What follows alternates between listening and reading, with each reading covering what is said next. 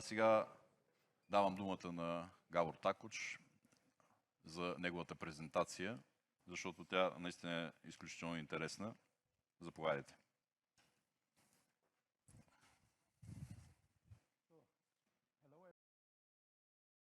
Добър ден! На първо място благодаря на организаторите за поканата и най-вече на Стоян. Снощи по време на вечерята Стоян ми припомни как сме се запознали. Това всъщност беше по време на един полет от София до Меминген, Германия. Той беше с отворен лаптоп и работеше. Заговорихме се.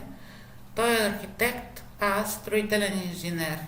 Проведохме един много интересен професионален разговор и така започнаха нашите взаимоотношения. Тук е и българският ми екип. Искам да благодаря и на инженер Чавдар Панев, който е много добър приятел и наложил се строителен инженер в България. Много високо ценя неговото мнение. Позволете ми да се представя. Казвам се Габор Такач. Често ме питат дали съм унгарец. Не, баща ми е унгарец. Аз съм роден в Германия. Завършил съм образованието си там и съм се дипломирал в университета в Констанц. Професионалната си кариера не започнах като строителен инженер. Започнах да работя в най-големия производител на строителен софтуер в Германия, Nemetschek AG. В продължение на 10 години се занимавах с развитието на търговската мрежа на фирмата в Източна Европа. След това станах директор за международните пазари и вице-президент. Тоест, занимавах се с строителен софтуер, а не с проектиране. През 2001 година напуснах Nemetschek AG и създадох своя компания в България, ERM. Тя се занимава с дистрибуция на строителен софтуер, произведен от Nemetschek AG. Тя съществува и до днес. 16 години живях постоянно в България. Ще ме попитате защо презентацията ми не е на български язик. Просто не искам да ви изтезавам. Говоря български, но на английски язик се изразявам много по-добре. След 16 години тук, през 2015 година се върнах в Германия и поех компанията на баща ми, която се занимава с конструктивно проектиране. Имаме офис в Унгария и България. В Унгария е най-големият ни офис, където работят 20 инженери-конструктори. Проектираме за Германия и Унгария. Офисите ни са в Льойткирх, Германия, Будапеща, Унгария и София, България. Льойткирх е малък град, но е близо до Мюнхен, близо до границите с Швейцария и Австрия. Имаме, или по-точно имахме сериозни проекти в региона. От 2 години насам в Германия настъпи строителна криза, която повлия и на нас. В България имаме 5 строителни инженери.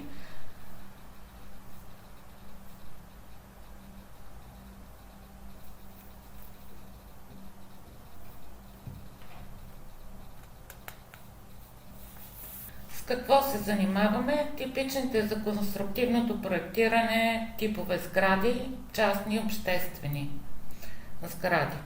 Работим по много проекти в автомобилната индустрия, фармацевтиката, логистиката. Също така сме проектирали конструкциите на образователни сгради, болници, административни сгради, както и търговски центрове и хотели. Това са няколко примера от нашата работа в унгарски офис. Вдясно виждате историческа сграда, която беше напълно реконструирана. Запазена е историческата фасада, всички останали елементи са подменени. Зад нея се вижда друга сграда, която също е реконструирана от нас. Това е един 5-звезден хотел до моста Ершпет в Будапешт. Тук виждате снимки на интериора. Стоманената конструкция е много сложна, а трябваше да бъде напълно реконструирана, но да бъде запазен първоначалния облик, тъй като е архитектурно наследство.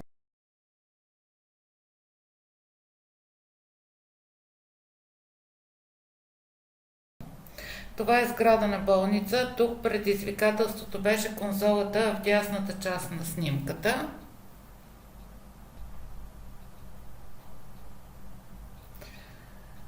Това е един от нашите най-големи проекти в град Улм, Германия. Може би знаете, че там се намира най-високата църква в света. Улма Мюнстър. Сградата съдържа 139 апартамента. Във вътрешния двор има детска градина. Сградата е комплекс от сгради е от жилищен тип.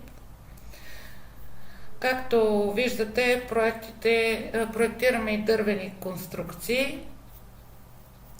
Това е също историческа сграда. Тези сгради са строени преди няколко века и трябва да бъдат запазени, трябва да бъде запазена обликата им при реконструкция.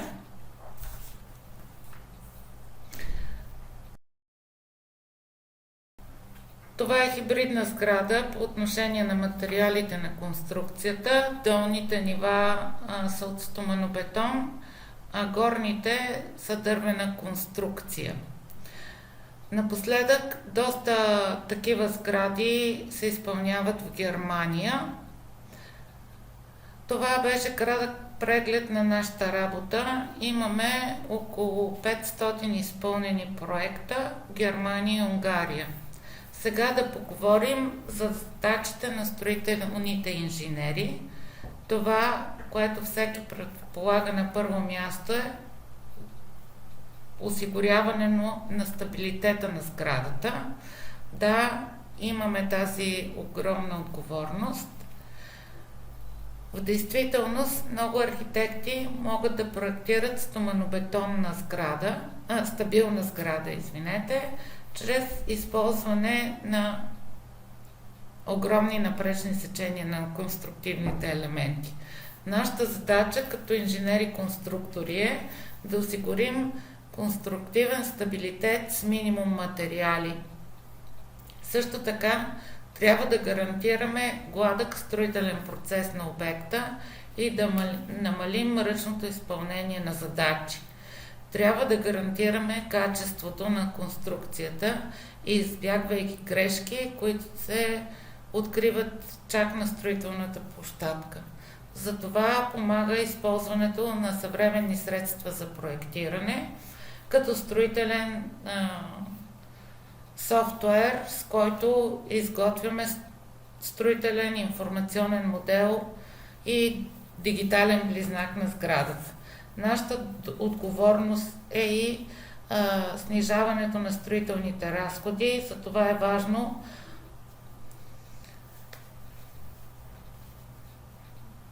инженерите, конструктори да участват в проектирането и в ранните етапи.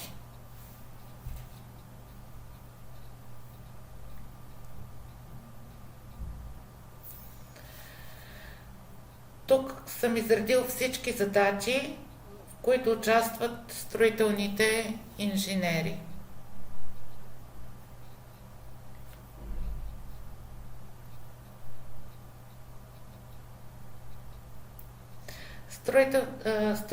Статическите изчисления са една от най-важните ни задачи. Тук използваме изчислителните софтуерни продукти или извършваме изчисления на ръка, за да обезпечим стабилитета на конструкцията.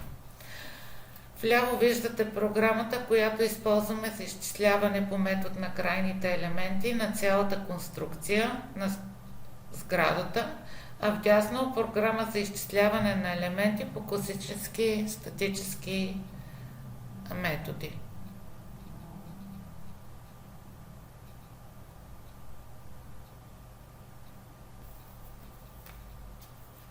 Следващата стъпка е изготвянето на планове. За всяка сграда произвеждаме необходимите кофражни и армировъчни планове и детайли. Ако говорим за стоманобетонна конструкция, или монтажни планове и детайли за дървени и стоманени конструкции. Реално сградата се изпълнява на обекта по конструктивните чертежи. Тук виждате планове на дървена конструкция и армировъчни детайли на стоманобетонни греди.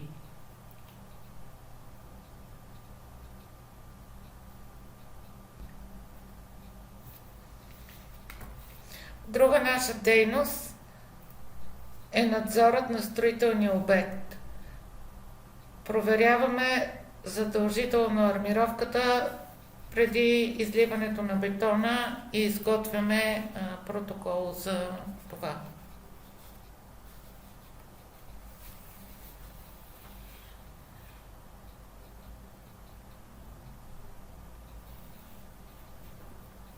В нашата работа използваме изцяло 3D моделиране.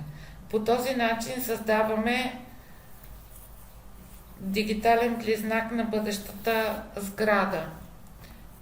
Използваме строително-информационно моделиране, за да можем да повишим качеството на нашата работа и да предотвратим грешки, които да доведат до сериозни последствия при изпълнението на сградата.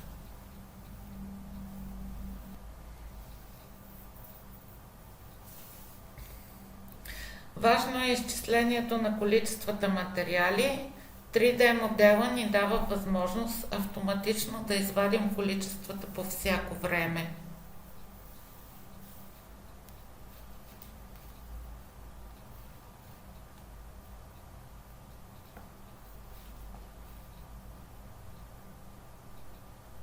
Провеждаме много срещи с нашите партньори в проектирането.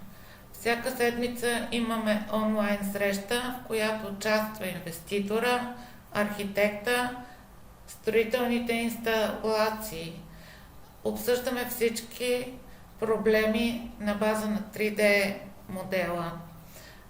Преди пандемията се налагаше да шофирам понякога по 1 час в посока, за да присъствам на тези срещи.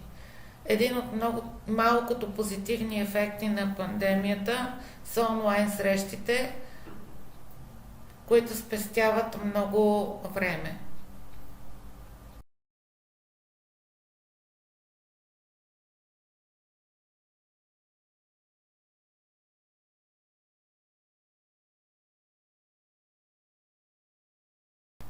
В Германия задачите, услугите и проектантският хонорар са описани в ХОАИ, наредба за хонорарите на архитектите и инженерите.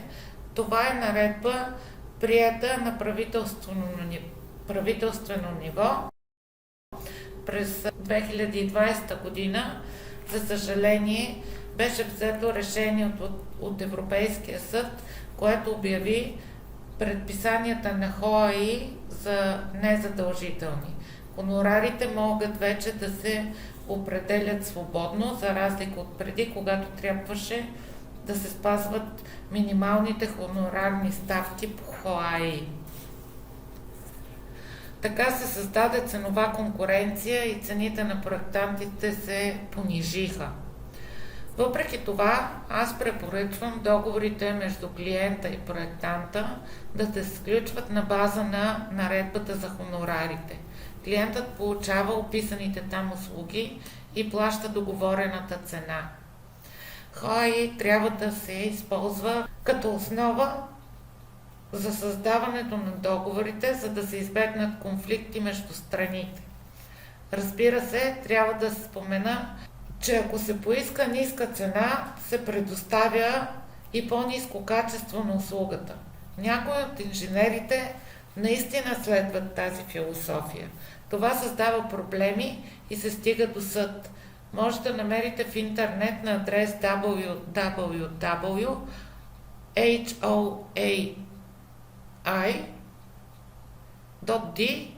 и да я разгледате. Ние като инженери работим по 6 фази на изпълнение. Първата е проектно проучване, което включва запознаването с изходните данни. По време на фаза 2 се извършва предварително планиране. Фаза 3 е свързана с предварителните статически изчисления, първоначалното грубо определяне на количествата и определяне на размерите. В следващата фаза се изготвя документация за строително разрешение, статически изчисления и планове на позициите на конструктивните елементи. Работните чертежи се разработват в фаза 5, кофражни и армировъчни планове и детайли, монтажни планове за дървена и стоманена конструкция и други. На база на тази документация се строи сградата. Фаза 6 включва подготвяне на тръжна документация. В следващата фаза 8 може да бъдем наети допълнително. Тук се определя дали ще упражняваме надзор на всички строителни процеси или само на някои от тях. Както виждате, всички фази присъстват с определен процент. Може да се договорите за отделни елементи от определена фаза. Всички фази образуват 100%.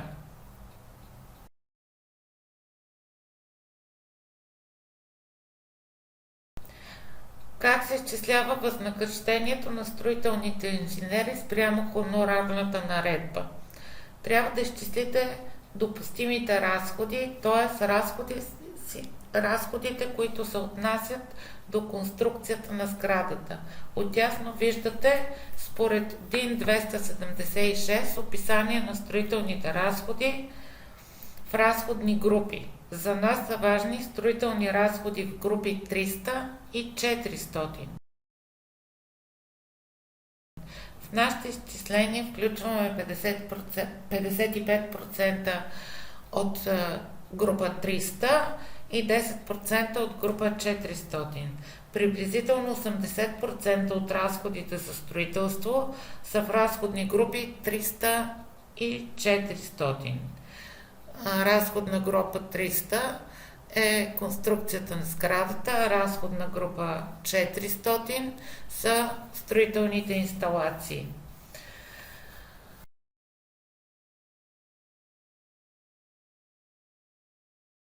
Понякога определянето на строителните разходи се базира на БКИ, което е индекс на строителните разходи. И това е сумата от разходни групи 300 и 400.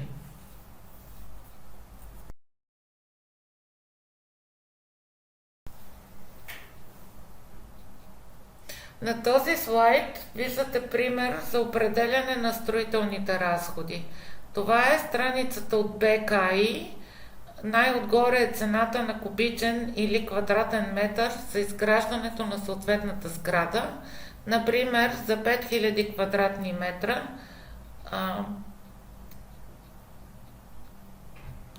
РЗП цената е 1000 евро на квадратен метър или 5 милиона евро строителни разходи. От тези 5 милиона 75% са в разходна група 300, а 25% са строителните инсталации. По този начин се определят допустимите разходи. В този случай допустимите строителни разходи са 2 милиона и 200 хиляди. Следващата стъпка е определяне на хонорара според наредбата за хонорарите. Това зависи от степента на сложност на съответната конструкция, като 1 е много лесна, а 5 е много сложна. Нашата ще е в трета степен на сложност. Ще изпълняваме всички фази и допустимите разходи ще са, колкото ги получихме преди малко, 1 милион и 840 хиляди евро. В този случай нашето възнаграждение ще е около 140 хиляди евро.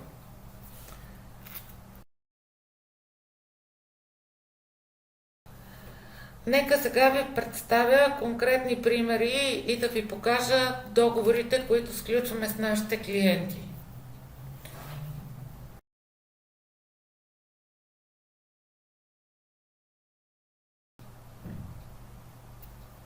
Това е договор за инженеринг на услуги в проектирането на конструкции между нас и клиент в град Улм.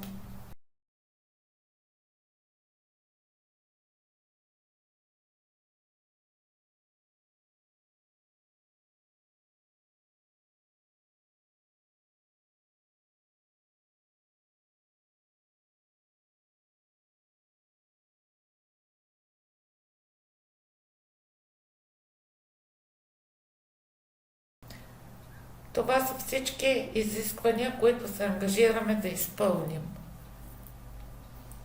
Така, тук в договора са изброени всички услуги съгласно фазите на наредбата за хонорарите.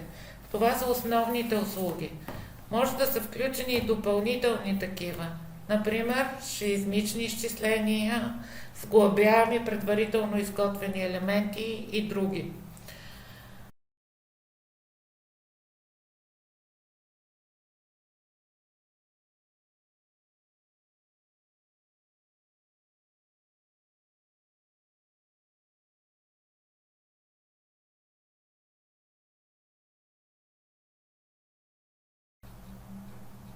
Тук отново са фазите по ХОАИ с по-подробна разбивка на процентите за всяка една. Ние ще изпълняваме 97%.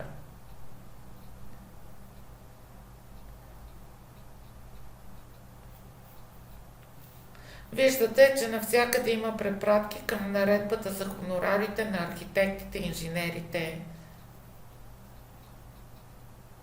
ХОАИ.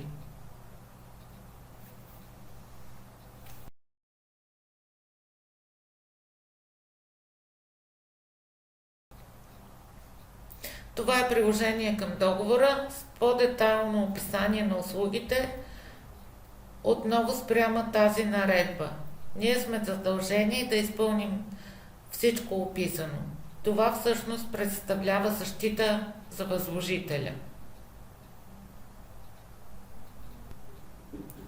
В този случай клиентът е изчислил допълнителните разходи вместо нас. Стойността на сградата е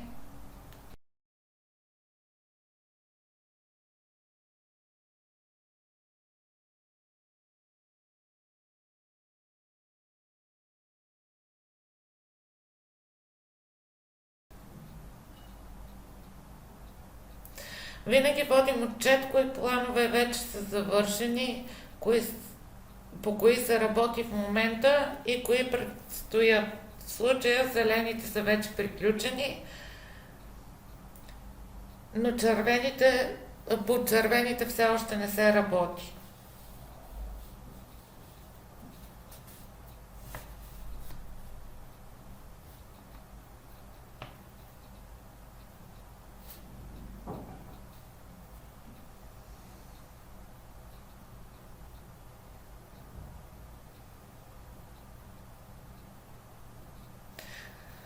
Така изглеждат плановете, които трябва да изпратим на строителната площадка. Това е пример за армировачен детайл на вертикални елементи.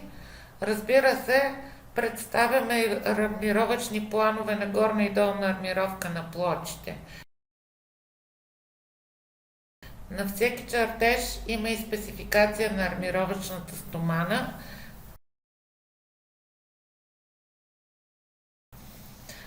Този процес сме автоматизирали до голяма степен с използване на софтуер за строително-информационно моделиране. Както вече споменах и по-рано, работим в 3D модел с BIM софтуер.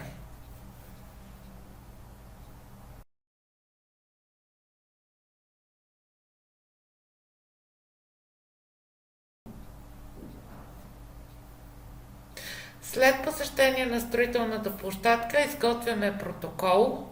В случая на 12 април 2021 година сме проверили армировката на обекта, приложили сме и снимков материал за установените несъответствия между положената армировка и тази на чертежите ни. След отстраняването на несъответствията съм подписал протокол за приемане на армировката. Само след заверен от строителния инженер протокол може да започне наливането на бетона. Тук виждате визуализация на 3D модел на конструкцията. Тя е моделирана ниво по ниво. Тази сграда е с 9 блока, изцяло е моделирана в 3D, включително и армировката.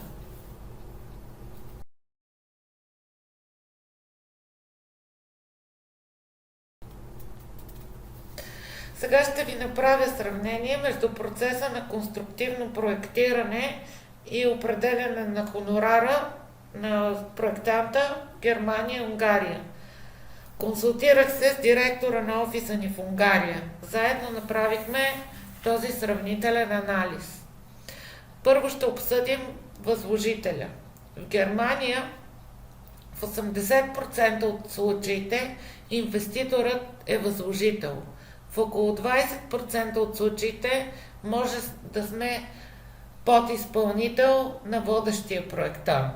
В Унгария в 80% от случаите архитектът е водещ проектант и той наема останалите проектанти.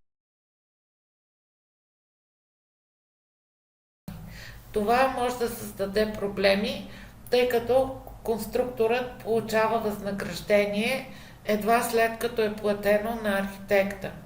Ако по някаква причина архитектът не изпълнява сроковете по неговата част, това води до забавяне на плащанията на всички останали проектанти.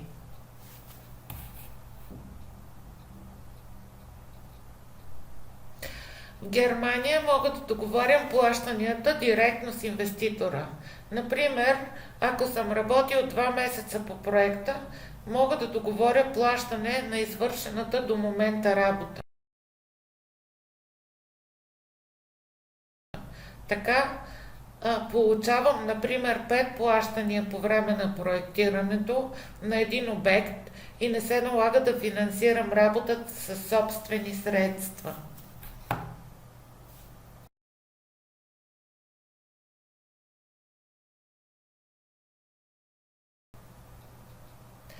Договорите в Германия основно се сключват на база на ХОАИ, наредбата за хонорарите.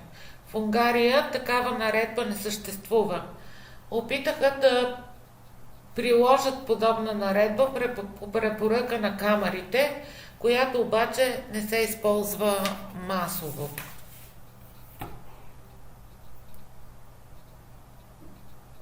В Германия, когато работим по обект с над 2 етажа, сме длъжни да работим с проверяващ инженер. Неговата функция е да провери статическите изчисления и работните чертежи. Проверяващият инженер е сертифициран от независима агенция и получава възнаграждението си от инвеститора. От проверяващия инженер получаваме списък с забележки, които трябва да отстраним. В Унгария такава процедура се прилага само за големи проекти, но и за тях е само препоръчителна. Инвеститорът избира кой ще е проверяващ инженер и това може да бъде друг проектант. Това води понякога до проблеми. Например, получавате дълъг списък с забележки и на въпроса какво е основанието, получавате отговор, че за негов проект на сегашния ви проверяващ инженер, вие сте изпратили и на него дълъг списък с забележки. Може би така е и в България, не знам.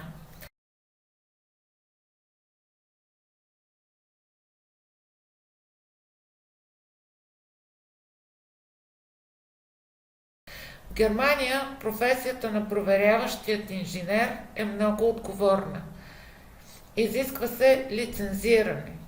Има и цели отдели в общината или отделни независими дружества, които упражняват такъв контрол върху качеството на проектирането.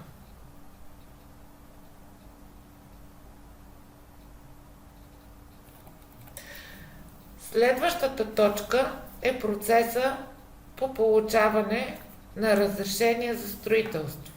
В Германия трябва да бъдат предоставени идейни планове с печат на строителния инженер. Работните чертежи се представят чак след получаване на разрешение за строителство. В Унгария не се изискват планове за получаване на разрешение за строителство.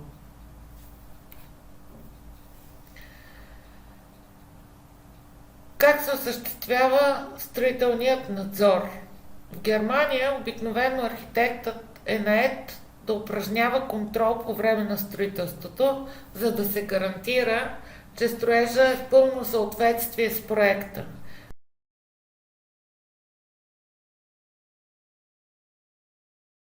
Понякога има и специализирана фирма, която контролира строителния процес заедно с архитект. В Унгария нещата до голяма степен са същите. Архитектът контролира целия процес на строителни работи и ако те не отговарят на проекта, не се получава разрешение за въвеждане в експлоатация.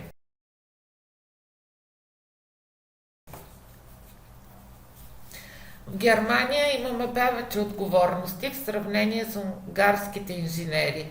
Например, трябва да вземем под внимание новите изисквания за намаляване на въглеродния отпечатък на сградите, енергийната ефективност и икономията на ресурси чрез различни методи.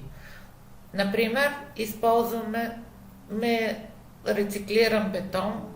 В Унгария тези изисквания все още не стоят на дневен ред. Предполагам, че и в България е така. В крайна сметка, ние трябва да изпълняваме европейските изисквания.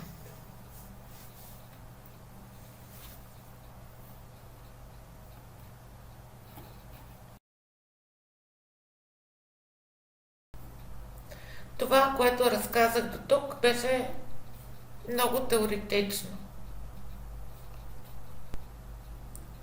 Както казах, ние работим по метода на строително-информационното моделиране. Така постигаме много по-високо качество на нашите проекти. Грешките се свеждат до минимум, бързо изготвяме количествени сметки, включително за целите на тръжната процедура. Имаме възможност за контрол на колизиите. Разполагаме с 3D модел, който да обсъждаме и съгласуваме с другите участници в проекта. Тук виждате един щастлив и усмихнат ръководител проекти в офиса ни в Унгария, който използва 3 монитора, има на разположение едновременно статиката, 3D BIM модела и плановете на сградата. Сградата, която виждате, е един от големите ни проекти в центъра на Будапеща. Сградата е проектирана изцяло в 3D, комбинация от класическа и модерна архитектура.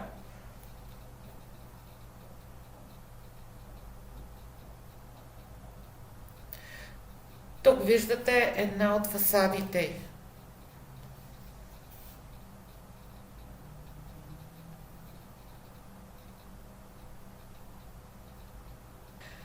Това е 20-етажен търговски и бизнес център в Будапеща. Тук искам да ви покажа как комуникираме с другите проектанти в BIM платформата, която използваме. В нея е качен 3 модела на сградата. Може да видим конструктивните и архитектурните елементи, както и строителните инсталации. В този случай е моделирано и оборудването на строителната площадка, строителните кранове, контейнерите за отпадъци, осветлението и други. Този метод на работа не зависи от софтуерните продукти. В този конкретен случай, например, нашата конструкция е моделирана в Allplan, а архитектът е използвал Archicad.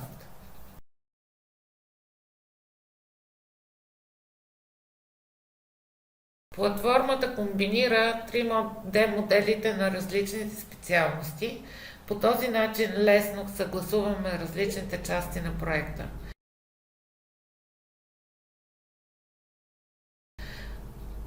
Можем да проследим дали строителните инсталации нарушават конструкцията или че сме пропуснали да оставим отвор за преминаване на тръба, например.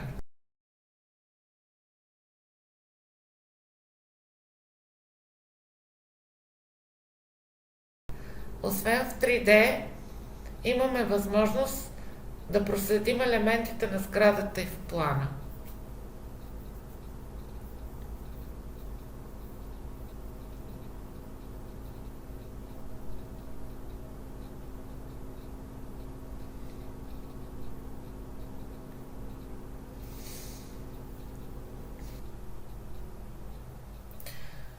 Това е другата сграда, която видяхте на снимката преди малко. Тук отново всички специалности работят на база на 3D модел. Виждате строителните инсталации. Разрезите в 3D проекция дават възможност за по-лесно навигиране в модела. Трябва да отбележа, че проектирането с използване на BIM е по-напреднало в Унгария в сравнение с Германия. Немските проектанти са малко по-консервативни и все още много от офисите работят основно в 2D. Това е от мен. Надявам се, че успях да ви създам представа за задачите на строителните инженери в Германия. Благодаря.